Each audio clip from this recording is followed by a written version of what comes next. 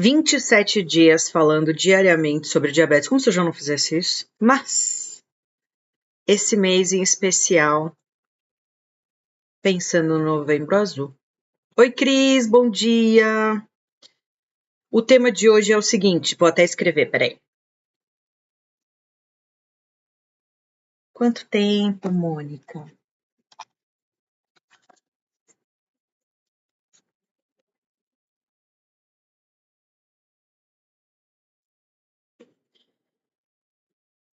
Deixa eu colocar aqui no comentário, tá? O dia de hoje, dia 27.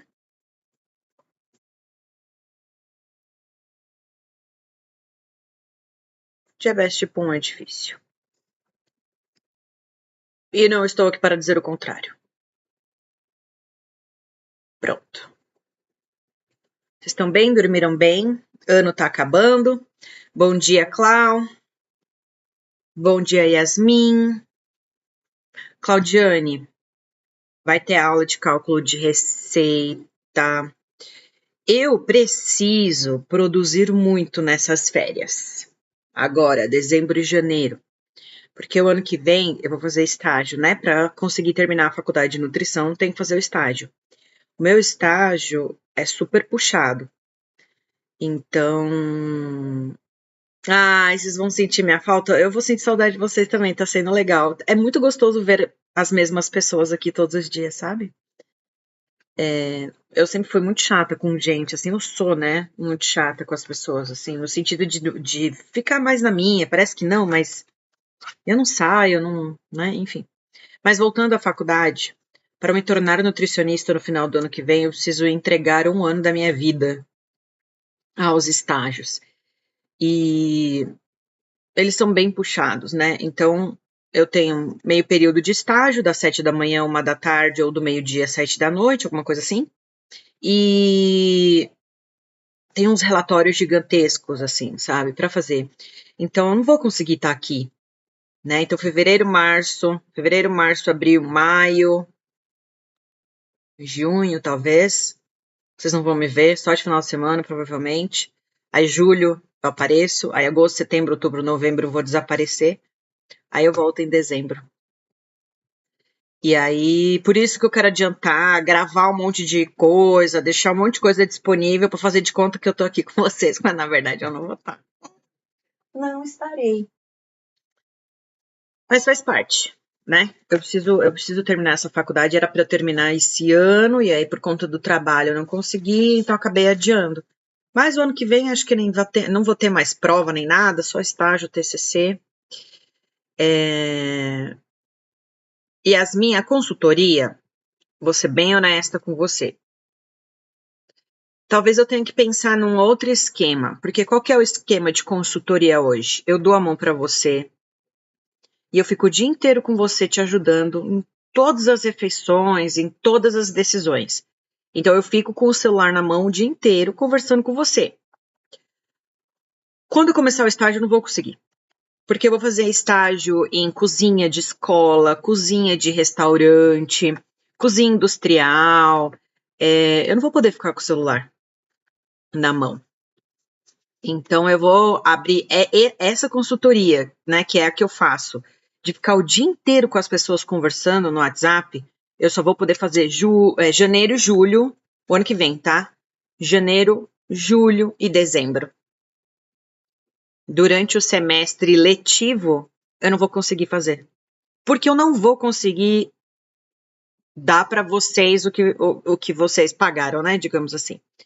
Então, eu provavelmente vou desenhar alguma coisa diferente, de encontros semanais. A gente conversa todo sábado, a gente conversa todo domingo, mas de segunda a sexta eu não vou conseguir dar assistência. Aí eu vou abrir minha agenda bem certinha para vocês, janeiro, julho e dezembro do ano que vem. Já estava organizada, já sabia que ia ser assim. Não estou feliz, mas eu preciso terminar essa faculdade. E aí é isso. Ano de estágio, o bicho pega. Certo? Então organizem-se pra gente fazer consultoria em janeiro. Eu acho que meu estágio começa em fevereiro, acho que é isso. Mas tudo bem. Então vamos lá. Sejam muito bem-vindos ao 27º dia do mês de novembro, onde a gente está conversando todos os dias sobre uma dica do livro 101 Dicas para Pais de Crianças com Diabetes, que não fala só sobre diabetes nas crianças, fala sobre diabetes ao longo da vida. E a gente está chegando bem no finalzinho. A gente já encerrou praticamente... Agora ele entra nos pensamentos finais dele, né? Nas conclusões. A gente já passou pela fase inicial da convivência no dia a dia, passamos pelo diabetes na fase dos bebês, das crianças, das adolescentes, dos jovens, dos adultos, na faculdade. E aí agora ele está dando os pensamentos finais dele. Então hoje a gente vai conversar sobre a dica número 88, que é diabetes tipo 1 é difícil. E eu vou trazer a dica 88, eu vou trazer a dica 92 também, que é o que mudou e por que que isso é importante, tá? Então, o que que ele diz aqui na dica número 88? Mesmo nos dias que a glicemia dos nossos filhos está dentro do alvo, cuidar do diabetes tipo 1 é um trabalho difícil, é um trabalho exaustivo, é um trabalho cansativo. Em nenhum momento aqui eu digo que não é difícil, eu digo que não é chato. É chato, é difícil, é trabalhoso, é diário, cansa, exaure, dá vontade de desistir, dá um monte de vontades, tá? E eu não vou ser hipócrita de dizer para vocês, imagina, é fácil. Não, não é fácil. Tem coisa mais difícil? Tem coisa mais difícil. Muito, muito, muito mais difícil. Mas o diabetes é muito chato, diariamente. São 365 decisões num dia. 15 decisões numa refeição. É complicado. Ô, Camila, eu tô vendo você aqui no YouTube também. Então é difícil. E nos dias que tá dando tudo certo, tá. Tem dias que a gente tá fazendo tudo certo e dá tudo errado. E aí fica mais difícil ainda. Porque o diabetes tem dessas, né? A gente faz tudo certinho, não tem o resultado que a gente quer, né? Às vezes num dia a gente fez tudo certo e deu tudo certo. A gente fez tudo certo, o resultado deu certo. No outro dia você fala, cara, eu vou repetir exatamente o que eu fiz ontem. Porque se ontem eu fiz desse jeito e deu certo, eu vou hoje repetir tudo porque vai dar certo de novo. Daí não dá. Aí você fala, cara, será que ontem foi sorte? Será que ontem foi coincidência? O que tá acontecendo? É muito difícil, porque, né, a gente repete as mesmas coisas e tem resultados completamente diferentes. E tudo bem, a gente tem que saber disso, é bom a gente saber que é difícil, é bom a gente saber que os dias são diferentes, é bom a gente saber que mesmo fazendo tudo certo, pode dar tudo errado. E é um fato que, assim, o diabetes tipo 1, ele é mais difícil do que a maioria das pessoas imagina, né? E certamente é muito mais difícil do que qualquer pessoa que não vive com o diabetes pode entender. Deixa eu terminar aqui, daí eu falo o que eu tô pensando. O seu filho que tem diabetes, ele tem que saber, ele pode saber, sabe, que a gente não precisa fingir para o nosso filho que as coisas são mais fáceis do que de fato são, que as coisas são mais leves do que de fato são.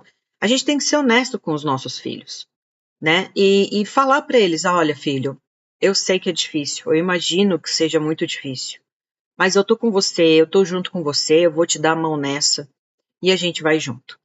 E isso é muito difícil para os pais fazerem. Muito difícil abraçar o seu filho e dizer, eu tô com você.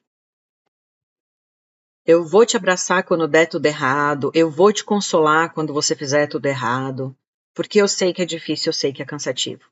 Só que, na verdade, a gente não sabe. A gente, eu digo eu agora, tá? Nós, como mães de pessoas com diabetes, nós não saberemos o que é ter diabetes, a não ser que a gente tenha. E mesmo que a gente tenha diabetes na fase adulta, a gente não vai saber o que é ter diabetes enquanto criança. A gente não vai saber o que é ter diabetes enquanto adolescente. Então a gente não pode, a gente não sabe tudo, a gente não sente o que eles sentem. A gente não pode dizer, se eu tivesse no seu lugar eu faria diferente, porque a gente simplesmente não sabe. Se eu fosse você não é e você nunca vai ser. Então, tudo que eu coloco aqui, eu tenho plena consciência de que eu estou me colocando como mãe de alguém com diabetes, como profissional da saúde de pessoas que têm diabetes, mas nunca, nunca, nunca, nunca, nunca eu vou saber o peso de conviver com diabetes na minha veia, no meu sangue, debaixo da minha pele. Eu nunca vou saber. Eu posso tentar entender ao máximo. Eu posso imaginar o que seja, mas eu nunca vou saber. Nós mães nunca saberemos. E mesmo que aconteça com a gente, vai ser diferente. Tá? Então, é difícil sim. É custoso sim. Tira a paz, tira a calma. Ninguém tá negando isso. Só que manter isso em mente a cada coisa que você faz só deixa tudo muito mais pesado. Por exemplo, tem um... É que vocês são novinhas. Mas tinha um... Eu até fiz um videozinho, mas não postei nada, tá? Porque eu imaginei que as pessoas não fossem entender, então guardei pra mim. Mas tem um desenho, eu não lembro o nome dele, que ele falava: ó vida, ó azar, ó vida, ó céus, ó azar. Então, sim, o diabetes é difícil, ele é chato, ele é cansativo, ele é repetitivo, ele é pra vida toda, ele exige muito, 500 pensamentos. Mas você pode ter todos os cuidados com diabetes 24 horas por dia. Ó vida, ó céus, ó azar. Ou você pode continuar fazendo todas as mesmas coisas, mas ter uma mentalidade um pouquinho mais positiva. Ufa, dei conta esse dia, bora para amanhã. Ufa, dei conta de mais esse dia, bora para amanhã. Dei conta de mais esse dia, bora para amanhã. Então, o diabetes ele é pesado sim, mas ele pode ser muito mais pesado de acordo com a forma com que você pensa sobre ele, a forma com que você pensa sobre os cuidados. Então, como mãe, ai que saco, ai não aguento mais, ai tô cansada, ai quando que eu vou conseguir dormir uma noite inteira? Quando que eu vou poder sair e não precisar pensar do diabetes? Ai não aguento mais, meu adolescente, ai quando é que meu adolescente vai assumir os cuidados para eu poder descansar? Ai não tenho tempo para mim, ai não consigo cuidar de mim. A gente vai fazer uma live sobre isso, tá? A gente vai fazer uma live sobre quem cuida de quem cuida, né? As cuidadoras. A gente vai conversar sobre uma live só para as mães, tá bom? Prometo fazer isso. Então tá na nossa mão de mães. Como que a gente vai, que olhar que a gente vai dar para isso? E os nossos filhos vão aprender com a gente. Se eles virem a gente se arrastando, sempre reclamando, sempre dando um peso a mais pro diabetes do que ele já tem, o diabetes é uma mochila cheia de tijolo, tá certo? Mas você pode encher ele com mais tijolos ainda e vários pedaços de concreto e ferro e você pode só carregar os seus tijolos.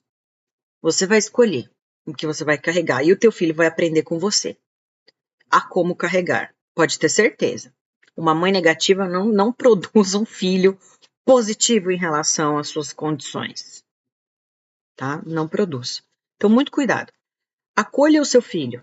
Lembra que se o diabetes é pesado para nós mães que cuidamos, imagina para eles que têm.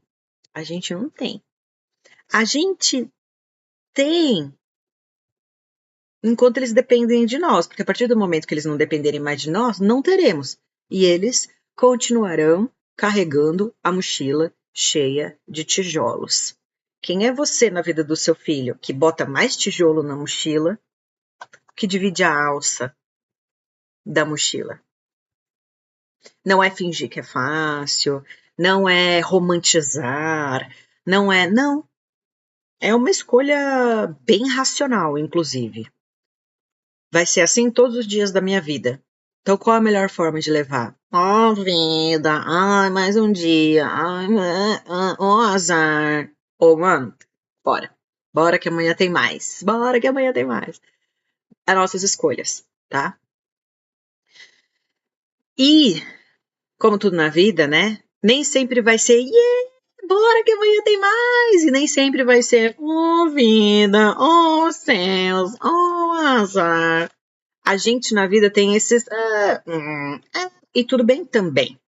Não vou te dizer que eu não posso dizer aqui para você que eu sempre levei o diabetes bem, não. Se você tá me acompanhando aqui nas lives, você vai ver como eu levei o diabetes mal no início. Muito mal, muito mal. Então, precisei me transformar, precisei estudar, precisei mudar a minha forma de ver a vida. Nem sempre. Não que agora seja. Às vezes eu. Também. Porque assim. É isso, linha reta é morte, né, gente? Linha reta é morte. Então, se eu tô viva, a minha vida vai ter. Da mesma forma que minha frequência cardíaca altera, minha glicemia altera, né? Sobes e desces, o meu humor eu tenho sobes e desces. A vida toda é assim. E lidar com o diabetes vai ser assim. Mas quando a gente tá lá embaixo, não bota mais tijolo na mochila que a gente já carrega todos os dias. Tudo bem? Então, essa dica 88 é sobre isso. Reconheça que é difícil. Diga para o teu filho que você reconhece que é difícil. Mostra para o teu filho que você está do lado dele para dividir os tijolos da mochila e não para colocar mais tijolos na mochila dele. Carregue a mochila dele por alguns momentos, porque a mochila é dele. Sabemos, ele vai levá-la embora, tá? Esteja remando para o mesmo lado. Quando você perceber que o teu filho está remando para um outro lado, não joga ele do barco. Vai lá e fala, filho, você esqueceu como rema? Rema, rema. A gente tem que remar para lá, ó. Mas você tá remando para lá. Aí vai meio que desencontrar. Vamos lembrar como é que rema? Aí o teu filho vai lá e vai. E de repente ele vai estar remando todo errado, pro lado errado. Você não vai jogar o teu filho do barco, você vai chamar. Opa, filhote, tudo bem? O que tá acontecendo? Se perdeu aqui nas remadas? Vamos retomar? A mãe não joga o filho do barco. A mãe também não fica gritando. Você tá remando pro lado errado! Rema pra cá! Você tá... Não, gente, não é. Não é assim. É assim, berrar pro teu filho fazer as coisas do jeito que ele tem que fazer é colocar mais tijolos na mochila dele. Tudo bem? Ótimo.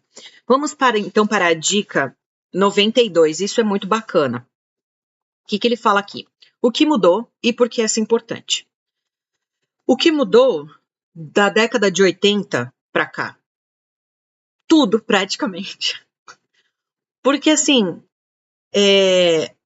foi na década de 80, veja, eu estava nascendo na década de 80, então a gente pode dizer que, assim, é recente, é super novo isso, tá?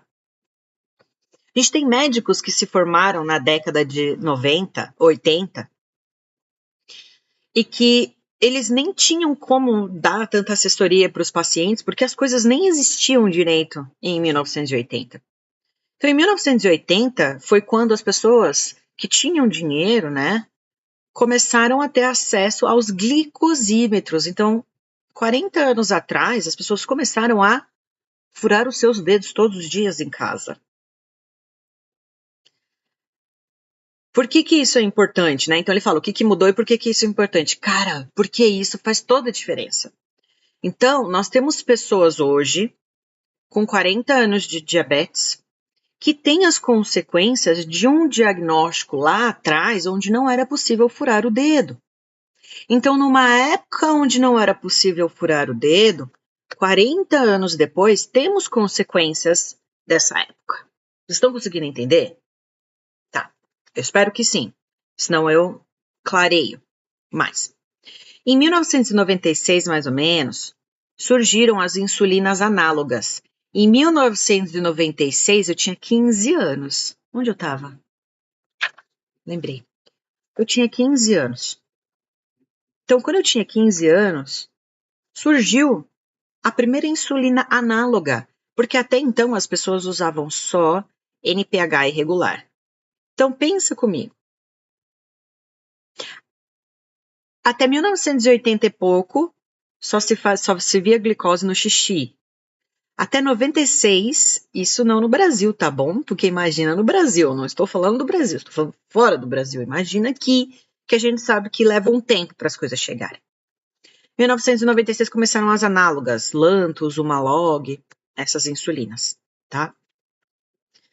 O que a gente tem em 96? Eu não sei, gente, eu sou péssima para fazer conta. Eu queria conseguir falar tantos anos, de 96 para cá, o quê? 30 anos? 96, 2006. 2016, 2020, quase 30 anos, tá? Que a gente tem, então, pessoas que tiveram o diagnóstico em 1996, 2000, 20 anos atrás, que de repente começaram já, que eu acho muito difícil, já 20 anos atrás, ter um diagnóstico e já começar com análogas, difícil. Então, essa pessoa, com 20 anos de diagnóstico, usava NPH irregular. Vocês sabem quando que a contagem de carboidrato chegou no Brasil? Não tem muito tempo também, não. Ou seja, o que eu estou querendo dizer com isso? E aí tem 8 anos que a gente tem Libre no Brasil. 8, só 8. Minha filha tem 15 anos 16 anos de diagnóstico. E tem 8 anos de Libre. Então, só tinha acesso a sensor quem usava a bomba da Medtronic. Aí eu já não sei quanto tempo. Tem o quê? 4 anos? 3? 2? Bem recentemente, a gente tem acesso no nosso celular às glicemias dos nossos filhos. E olha... não, gente, sério, em 40 anos, a gente tinha glicose no xixi para glicose no seu celular de minuto em minuto. Vocês conseguem entender o tamanho da evolução que a gente teve em 40 anos? Beleza? O que a gente tem hoje de consequências desses tratamentos de 40 anos atrás, nunca serão as mesmas consequências para as pessoas daqui 40 anos. O que eu quero dizer, mamães, é que o seu filho, que teve o diagnóstico nessa era da tecnologia, ele não vai ter um resultado daqui 40 anos como as pessoas de 40 anos atrás estão tendo hoje. Tudo bem? Essa é uma live para te acalmar. Essa é uma live para te dar tranquilidade. Essa é uma live para te dizer que as pessoas que têm consequências hoje tinham um tratamento 40 anos atrás que o teu filho nem experimentou. O teu filho não usou NPH irregular fazendo glicose no xixi de 4, 5, 6 horas atrás. Então, as consequências que o seu filho vai ter do tratamento dele vão ser totalmente diferentes do que a gente vê hoje de consequência de tratamento de 40 anos atrás. Não tem nenhum estudo ainda de 10 anos com pessoas que tiveram no seu diagnóstico, já começaram a usar análogas e sensor. A gente não tem um estudo de 10 anos mostrando as consequências de pessoas que desde sempre usaram análogas e sensor. Vocês podem ter certeza que o resultado vai ser maravilhoso. Maravilhoso. A gente tem um estudo que é muito usado atualmente, que é o DCCT, que já é antigo. Perto da evolução que a gente teve nesses últimos 10 anos, os resultados desse estudo, muito provavelmente, já não se aplicam para daqui 10 anos, por exemplo. Ou para daqui 5. Tá? Então, calma. Calma. O que a gente tem hoje é de uma grandiosidade, assim, tecnológica e de coisas boas para o futuro, que 10 anos atrás não tinha. Gente, quando a minha filha foi diagnosticada, eu nunca nem existia sensor aqui. Ela usou NPH irregular. Mentira, NPH e uma log. A maioria dos filhos de vocês aí já começou com tresibilantos. Cara, isso faz e vai fazer muita diferença lá no futuro, tá? Vocês têm medo de cetoacidose? Tô vendo a Yasmin. Vocês têm medo de cetoacidose porque vocês não sabem o que é uma cetoacidose. Por isso que vocês têm medo. Vocês não sabem o que precisa acontecer na vida de uma pessoa para chegar numa cetoacidose. Yasmin, sou enfermeira auditora e quando vejo alguns prontuários de pessoas com DM1 fico assustada. Tô com uma paciente que teve gastroparesia diabética, nem sabia que isso existia. Tudo bem, Yasmin, pergunta para ela quanto tempo ela tem de diabetes, como que era o tratamento dela. Essa pessoa com certeza tem mais de 20 anos de diabetes, acredito eu, tá? Mais de 10. Não, muito mais que 10. Pergunta para ela quantos anos ela tem de diabetes. Pergunta para ela como eram as glicadas dela no início do tratamento, se ela fazia. Pergunta para ela se ela faz contagem de carboidrato. Então, é isso. Vocês conhecem uma pessoa. Isso é muito interessante, nós vamos conversar mais a fundo amanhã, tá? Mas hoje as mães conhecem uma pessoa com diabetes tipo 1 que tem alguma complicação e ela acha que o filho dela vai ter aquilo se não tiver uma glicada abaixo de 6. Só que quando a gente vai conhecer a história dessa pessoa que tem essas complicações hoje, é uma história que está muito longe da sua história e da história do seu filho, tá? A Yasmin continua. Teve 6 paradas cardíacas, 33 anos. Acredito que ela era bem rebelde. Hoje, ela tem 33 anos hoje ou ela tem 33 anos de diabetes? Então, 6 paradas cardíacas foi por causa da cetoacidose, né? Uma pessoa, para chegar nesse estado, ela tem 33 anos de idade, tá? Assim, ela tem diabetes desde quando? Como que era o tratamento dela? Gente, uma pessoa tirando bomba de insulina, tá? Porque quem usa bomba de insulina, ela tem a cetoacidose muito rápido, por X questões. A pessoa para ter uma cetoacidose com diabetes tipo 1, que usa caneta e seringa, ela precisa ficar muitos e muitos e muitos dias sem nenhuma unidade de insulina. 0. É uma pessoa que não toma insulina todo dia. Existe alguma chance do seu filho, agora, sob seus cuidados, ficar 6 horas sem insulina? Acho difícil. Conheça bem a história dessa pessoa para você ver como a sua história, a história do seu filho, vai ser totalmente diferente. Totalmente diferente.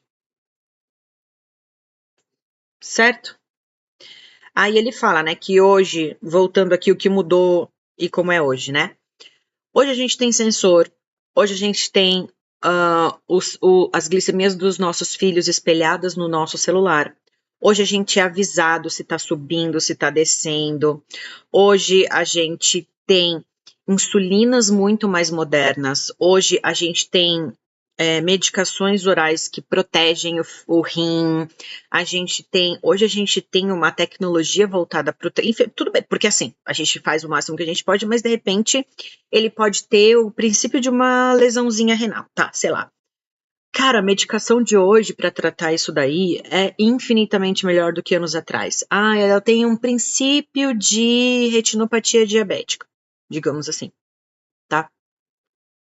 Que é o mais recorrente que a gente vê. Eu tenho amigas que reverteram a retinopatia diabética com dieta, tá? Bastante restrita e um controle assim muito bom. Reverteu. A gente tem pessoas que conseguem impedir que evolua. E a gente tem tratamentos para retinopatia diabética muito bons. Então, a gente não pode comparar o passado com o hoje. Ou o hoje de algumas pessoas com o futuro do seu filho. Não sei se eu estou conseguindo deixar claro que nós temos medo hoje de coisas que foram consequências de uma época em que nós não vivemos e não viveremos. Faz sentido? Por que eu gosto da adolescência? E por que eu brigo tanto com os pais dos adolescentes? Porque é durante a adolescência que o comportamento dos pais pode fazer toda a diferença. Imagina que se você garantir a insulina basal do seu filho todos os dias, só a basal, ele não vai ter cetoacidose. Entende? Não é para ter medo da adolescência. Ô, gente, ó, quando você... sempre que eu converso com um adulto que tem alguma complicação, eu, como mãe, eu gosto de entender como foi a adolescência desse adulto. E foi muito difícil, porque a adolescência desta pessoa que tem complicação hoje foi uma adolescência onde não tinha internet, não tinha sensor, não tinha análogas. Foi uma adolescência onde essa pessoa era extremamente julgada, onde a família dessa pessoa não deixava ela comer, ela tinha que comer escondido. Foi uma adolescência onde existia muita revolta com o diabetes, porque na época em que eles eram adolescentes, imaginava-se que o adolescente não teria um bom futuro, que o adolescente não poderia fazer X, Y, Z. Então, o adolescente, né, as pessoas que têm complicações hoje, elas foram adolescentes rebeldes, porque na época delas era muito mais difícil cuidar do diabetes. Entende? Então, tinha, sim, muita revolta. Muita revolta. Conheço pessoas de 30 e poucos anos que estão cegas. Sim, e daí, quando eu converso com elas, era... sei lá, eu ficava semanas sem aplicar insulina. Semanas sem aplicar insulina. Semanas sem aplicar uma unidade de insulina.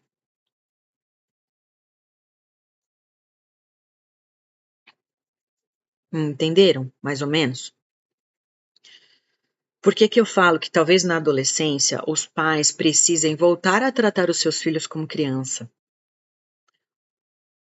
Porque dane-se a autonomia na adolescência, dane-se a independência, isso vai acontecer na vida adulta. Mas na adolescência, se a gente tem um adolescente revoltado, rebelde, a gente precisa focar em mantê-lo vivo e longe de internações. E se a gente tiver que voltar a aplicar insulina, e se a gente tiver que voltar a tratá-lo como criança, a gente vai. Enquanto ele estiver embaixo da nossa casa, né? Porque se, por exemplo, ele passar na faculdade e for embora da cidade, aí o máximo que a gente pode fazer é rezar. Mas isso hoje não é o padrão, assim, sabe? Não é o padrão. Não é o padrão. Normalmente, um adolescente ele é assim revoltado quando ele tem outras questões familiares, tem outras coisas envolvidas. Normalmente nunca é só o diabetes, sabe? Nunca é. A Vanessa, meu sonho era que meu filho usasse o Libre. É o meu sonho também. O meu também. A minha filha não usa. Hoje, com a idade que ela tem, ela entende a importância e ela aceita usar antes das consultas. Não, gente, a minha filha não usa Libre, a minha filha não usa nem caneta. A minha filha, a minha filha, ela é ponta de dedo e seringa. Por vontade própria, porque eu já falei pra ela que se ela quiser usar o melhor tratamento, eu vendo um rim pra dar o tratamento pra ela, mas ela não quer. Eu falei pra ela, se ela quiser usar o Libre, porque ela não gosta. Ela não gosta. Ela não gosta. Não gosta de coisa colada na pele. Ela desistiu da bomba de insulina. E ela desistiu do Libre porque fica colado na pele. E ela tem coceira. Ponto final. Falei pra ela, o dia que você quiser voltar pra bomba, eu te dou a melhor bomba. O dia que você quiser usar Libre, eu vou fazer Uber de madrugada pra pagar o seu Libre. Ela, mas eu não quero. É. Não é pra fazer o quê? Porque assim, eu como mãe quero. Mas ela já tem 21 anos. Então, eu não posso forçar ela a usar um negócio porque eu quero. Porque eu quero ver. Ela tem que escolher o que é melhor para a vida dela. Se ela fosse pequenininha ainda, ela não teria escolha, porque eu acho que é assim que o adulto lida com um filho menor de idade que depende dele, né? Uma criança de 9 anos, sei lá. Tô brincando. Não acredito nisso, não. Porque eu sei que a gente forçar certas coisas também numa criança com mais de 10 anos, a gente vai colher depois. Então, a Yasmin tá falando aqui. Acredita que eu fico nervosa quando a minha filha tá sem Libre? É lógico. Você tem que assistir a live onde eu falo de sensor. E eu tô postando vários cortes pequenininhos falando sobre sensor. que eu não acho que o sensor trouxe calma, paz, tranquilidade. Para mim, o sensor trouxe ansiedade. Porque assim, porque daí já vai misturar minha opinião com outras coisas, né? Mas enfim, o acesso aos valores 24 horas por dia dá uma sensação falsa de controle pra gente, que quando a gente não tem, a gente fica totalmente sem noção. Como se a gente tipo, perdesse o controle. Não é natural se sentir dessa forma. Que são medos irreais, você não precisa ter esse medo tão absurdo, sabe? Eu fico nervosa quando ela tá na escola. Aí, beleza, tudo bem, quando ela tá longe de você. Mas você fica nervosa com ela perto de você? Sendo que você pode fazer uma ponta de dedo a hora que você quiser? Não é estranho? Acho estranho. Quer dizer, eu hoje acho estranho, porque, gente, outra coisa que a gente precisa entender e que eu trabalho em mim mesma, tá? Uma coisa é a geração de pessoas que teve o diagnóstico pré-sensor. Outra coisa é uma pessoa que teve o diagnóstico na era pós-sensor. Muitas pessoas da era pré-sensor não entendem a ansiedade da galera da era pós-sensor. Porque a gente vivia muito bem, tá? A gente sempre viveu muito bem sem sensor. Tem muita gente que viveu a vida inteira sem sensor e não tem complicação. Então, o sensor ele ajuda muito, mas as pessoas viveram sem sensor, né? E a pessoa que teve o diagnóstico na era pós-sensor, ela não entende a tranquilidade de uma pessoa que nunca teve sensor. É engraçado, né? É como se fossem. Na verdade, não é como se fosse. Na verdade, né? Gerações totalmente diferentes. Então, para mim é muito difícil olhar vocês sofrendo tanto por conta de um sensor, sendo que a minha vida inteira sem sensor foi muito boa, assim, tranquila, sabe? E quando eu coloquei o primeiro sensor na minha filha, minha vida virou um inferno. A Bia, tento mostrar a importância de se cuidar. Tem dias que dá volta de deixar passar mal para ver que não é chatice, a gente fica no pé. Vontade. Tem dias que dá vontade de deixar passar mal para ver que não é chatice. Pois deixe passar mal.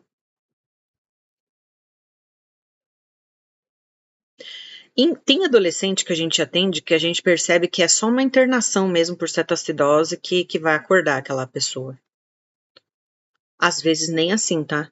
Às vezes nem uma internação por cetoacidose acorda a pessoa. É muito difícil lidar com gente. Olha lá, a minha filha perdeu 3 libras em um mês, quase enlouqueci e fico doida querendo comprar mais. Gente, é uma noia que não tem fim. Igual droga. É igual droga, rede social. A gente fica muito viciado em ter acesso à informação em tempo real. Eu acho que isso também tem a ver com a internet, com essas coisas todas, sabe? Não só o sensor. A gente tem essa sensação falsa de controle, de que você, por ter um sensor e por ter acesso a essa informação, você tem uma falsa sensação de que você controla tudo. De que você vai conseguir prevenir todas as hipos, de que você vai conseguir prevenir todas as hipers. Essa é uma falsa sensação de segurança, uma falsa sensação de controle. E isso deixa a gente totalmente perdido. E tem a ver com tudo, é dopamina pura, né, que a gente está consumindo aqui quando a gente tem o acesso ao sensor dos nossos filhos 24 horas por dia na nossa mão. É isso. Tudo bem? Vamos embora? Já deu 40 minutos. Pessoal que está chegando agora, a live fica gravada. Eu sempre acho que, claro, todas as lives são super interessantes porque a gente consegue extrapolar do tema e trazer coisas muitas vezes doloridas, muitas vezes confortantes. Eu espero que essa live no início tenha trazido para vocês um pouco de tranquilidade, no sentido de que hoje a tecnologia é diferente, hoje o conhecimento que se tem, o acesso ao conhecimento que se tem é muito facilitado, muito maior. Hoje os tratamentos são muito diferentes do que 30, 40 anos atrás, tá? Quem tem complicações hoje não teve o acesso que nós temos lá atrás, não teve o acesso à informação, não teve o acesso às insulinas diferenciadas, não teve acesso a sensor e a bomba de insulina. O que se tem de complicação hoje é a colheita de um plantio numa fase muito difícil, onde só se tinha NPH irregular e, olhe lá, não tinha nem tira. Então, muito cuidado com o que vocês projetam para o futuro dos filhos de vocês. O tratamento que os filhos de vocês recebem hoje, muito provavelmente, não vai trazer complicação nenhuma lá no futuro. Então, vocês precisam realmente se instalar na realidade, sabe? E ver como que eu posso dizer? Fazer comparações mais reais. Você não pode comparar o futuro do seu filho com o presente de uma pessoa que só tinha NPH irregular e não fazia ponta de dedo, porque daí é uma comparação assim, irreal. É uma comparação que vai te deixar ansiosa, mas que na verdade ela é fantasiosa, tá? A Bia. Libre teria que melhorar, é muito caro, dá muito defeito e agora tá horrível a troca quando consegue. É, porque esse sensor flash, que a gente chama, né? Ele precisa ser pequeno, ele precisa ser leve. Então, nessa necessidade de leveza, perde-se muito a qualidade das coisas, sabe? O Libre, ele é o sensor que tem menos precisão, ele é o pior sensor do mercado em termos de precisão, sabe? De ser fiel ali. Enfim, deixa eu ver aqui. Ô, Vanessa, que bom. Tenho 54 anos, diabética desde os 18. Uso Libre desde quando chegou ao Brasil. Peguei todos os tipos de tratamento e controle. Hoje é o melhor momento da minha vida. Que maravilha o seu depoimento! Que maravilha o seu depoimento, porque é isso. Você viu a sua glicose no seu xixi, e aí você usava, de repente, só NPH, só regular, depois começou a usar NPH irregular, provavelmente você usou dose fixa, morreu de hipoglicemia, e daí chegou a ponta de dedo, e você não tinha tantas tiras, e aí chegou Lantus. Então, é legal a gente ouvir de você isso, porque as pessoas chegam hoje no mundo diabetes, o filho tem o diagnóstico agora, já sai do hospital com Tresiba, Fiasp e Libre, e não faz a menor ideia do tesouro que tem nas mãos, né? E tudo bem, sabe? Eu não posso ficar sendo grata a uma TV a cores, porque o meu pai, a primeira televisão que meu pai teve foi preta e branca, né? Assim, eu não posso também ficar, ai, você é mal agradecida, porque olha tudo que você tem hoje, porque na minha época, porque é um porre esse tipo de conversa. Eu tenho esse pensamento, tá? Então eu me trabalho muito diariamente para não fazer esse tipo de comparação. Ai, vocês reclamam do Libre, mas na minha época não tinha Libre. A pessoa que é isso, que é assim é muito chata. Mas ao mesmo tempo é legal a gente se situar, sabe? Poxa, olha como era difícil antes e como é bom hoje, né? Mas ainda quem viveu todos esses tratamentos hoje vê que tá no céu, né? A Cris, bom dia, Adri. A Cris, é só a gente olhar para Dona Carmen. Para quem não conhece a Dona Carmen, se eu não me engano, tá? Eu acho que ela é a senhora mais velha brasileirinha que a gente tem com diabetes, tá? É uma senhorinha de quantos anos? Quase 90? A gente precisa, eu não, eu preciso estudar a história dela. Mas provavelmente ela deve ter sim alguma complicação que não impede ela de viver, casar, ter filho, ter neto, ter bisneto, ter tataraneto, enfim. Exato, se a dona Carmen chegou aonde chegou com os tratamentos mais precários, imagina onde nossos filhos chegarão, gente. Eles chegarão. A gente, eu canso de falar isso, a gente está se preocupando com as coisas erradas. Quando a gente mantém o olho, a mente muito no futuro, a gente deixa de olhar para o presente. Então a gente está perdendo relações legais, a gente está perdendo momentos legais de vida com os nossos filhos, a gente está perdendo a oportunidade de conhecer os nossos filhos, de conviver com eles, porque a gente está enlouquecida por conta de um valor de glicemia de um sensor com medo de complicação, e a gente deixa de viver o hoje, sendo que o teu filho, por estar nessa era pós-sensor, pós-análoga, a chance dele ter alguma coisa é infinitamente menor.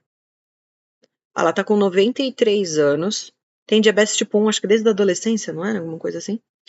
E tá lá, feliz, curtindo a vida, neta e bisneta, e você tá aí, ó, nervosa por causa de Libre. 73 anos de diabetes, essa daí era xixi. E o xixi, quando você botava o xixi, fervia o xixi e botava a reação lá de Benedict para ver a cor, um xixi com glicose é uma glicose que estava no sangue 4, 5, 6 horas atrás. O que você faz com esse? O que você faz com esse valor de glicose do seu xixi? Lamenta? Não dá pra fazer nada? Já passou? E aí, ó. Então, aproveita que a gente está num momento maravilhoso de tecnologia e vão viver, curtam os filhos de vocês, vivam, dê o melhor. Se você der o seu melhor hoje pelo seu filho, o futuro dele está garantido. De verdade. Saiam mais, divirtam-se mais, continua tendo os mesmos cuidados com o diabetes, mas foca no hoje, esquece complicação, gente. O futuro dos nossos filhos não tem nada a ver com essas coisas que a gente fica vendo aí de complicação. É caro, mas já não vai ser mais. É caro, mas há vida sem sensor. Temos um bom exemplo aqui, em casa, por exemplo. E eu nem sei se o sensor ia melhorar. Eu odeio o Libre também, todo Libre que eu coloco não dura um dia. Nos outros dura, porque eu coloco muito Libre nas outras pessoas.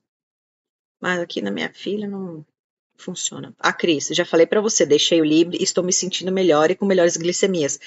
Esse é um fenômeno, Cris, que eu conto e as pessoas não acreditam. Que a minha filha também, sem sensor e sem bomba, se sente muito melhor e nunca teve glicadas tão baixas. Glicadas tão baixas. Tem isso também, né? Muitas vezes a gente fica mais folgado. Não sei se essa é a palavra. Comecei a tomar atitudes nas horas certas. Que interessante. Eu acho que a gente se apoiava muito no sensor. A gente se apoia muito no sensor. Sei lá. Que interessante. Eu acho que sem sensor talvez a gente se cuide melhor? Não sei. Fique mais esperto? É engraçado, né? Eu não sei justificar, tá bom? Não sei justificar. Mas aqui, sair da bomba de insulina. Enfim. Yasmin, o dedo dói até fazer calo. Depois que faz calo, para de doer. Fica esperando as setas, né? Que interessante. Olá, a Kelly. Tive 2 filhos, curto a minha vida, me cuido, quero que todos vivam com alegria e não deixem de se prender por preconceitos que nós próprios criamos. Maravilhoso! Maravilhoso. Eu queria um dia fazer um encontro de pessoas com diabetes há mais de 30 a 40 anos com as mães de crianças com diabetes. Eu acho que falta esse olhar, sabe? Para situar as mães na realidade, que eu acho que as mães de hoje não estão entendendo. Estão meio perdidas, assim, sabe? Meio sem entender muito bem o que esperar, não sei. Vocês têm mais medo de complicação do que a gente que viveu na era pré-análoga, pré-sensor? O que vocês têm mais medo? É estranho. Vocês deviam ter menos medo. Não sei se faz sentido o que eu estou dizendo para vocês, mas hoje, com mais acesso, mais tecnologia e muito melhor tratamento, vocês têm mais medo do que o povo lá atrás? Será que é porque a ignorância é uma bênção? E antes a gente não sabia, agora a gente... De verdade, não sei, eu tô aqui me perguntando por que as mães de hoje têm uns medos que eu nunca tive na vida. Vou pensar sobre isso. E vou trabalhar a ideia deste encontro de mulheres, pessoas com diabetes, com mais de 30 anos, 40 anos de diabetes, e as mães das crianças que têm 2, 3 anos de diabetes, porque eu acho que tá precisando desse papo, né, para colocar todo mundo na mesma realidade. Tá bom? Muito obrigada pelo papo, foi muito gostoso. Tô me estendendo porque tá acabando. Sábado é a última. Amanhã, gente, a gente vai conversar sobre complicações. Como conversar, como descobrir. Amanhã são 3 dicas, tá? Como discutir as complicações com o seu filho, como conversar sobre complicações, tá? Entendendo as informações sobre complicações. Eu acho que muito do que eu falei hoje a gente vai repetir amanhã. Qual é a dica? 89. 89. Como discutir, como conversar sobre as complicações. 90. Não ameace o seu filho usando as complicações dos outros. Gente, amanhã vai ser bom e amanhã vai ser bronca, do começo ao fim da live. Então, como conversar sobre complicação, não ameace o seu filho usando as complicações dos outros e entendendo de fato as informações sobre as complicações. Tudo bem? Um beijo para vocês, uma ótima quarta-feira. E a gente bate papo. Beijo.